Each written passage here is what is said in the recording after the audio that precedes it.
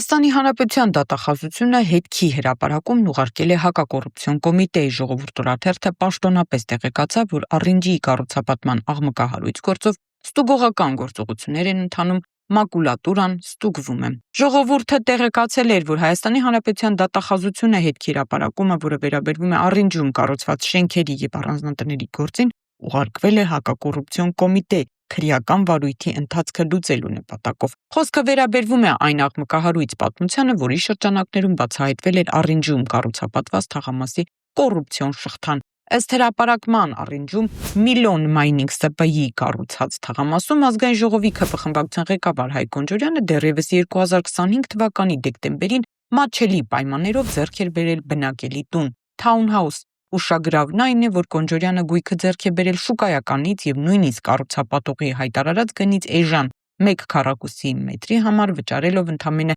300,000 դրամ այն դեպքում, երբ վաճառքի հայտարարված գինը կազմել է 420,000 դրամ։ Հետագայում պարզվել է նաև, որ նույն կառուցապատողից բնակարան է ձեռք բերել նաև Հայկ Գոնջորյանի մայրը Արմինե Գոնջորյանը եւ քույրը Օֆելիա Գոնջորյանը, հենց Հայկ Գոնջորյանի թաունհաուսի դիմաց։ Ժողովուրդ օրաթերթը դիմել էր հակակոռուպցիոն կոմիտե պարզելու, թե դատախազությունից ստացված գրությունն ինչ ընթացքի մեջ է։ Ի պատասխան հակակոռուպցիոն կոմիտեից հայտնել են, որ այս պահին ստուգողական գործողություններ են իրականացվում։ Տեղեկացանք, սա երկրորդ ստուգողական գործողությունն է Գոնջորյանի առանձնատան մասով։ Մեկն էլ սկսվել էր ժողովուրդ օրաթերթի դիմումի հիման վրա, սակայն ընթացքից դեռ նորություններ չկան։ Այսպիսով, մամուլի հրապարակման բարձրացված հարցերն արդեն մտել են իրավապահ համակարգի քննության դաշտ։ Հիշեցնենք, որ Նիկոլ Փաշինյանը Գոնջորյանի տան կոռուպցիոն թեմայի վերաբերյալ հարցին ագրեսիվ պատասխան էր տվել։ Ժողովուրդ օրաթերթի լրագրողին ասելով, թե մակուլատուրան տպում բերում եք կառավարություն, տարեք իրավապահներին տվեք։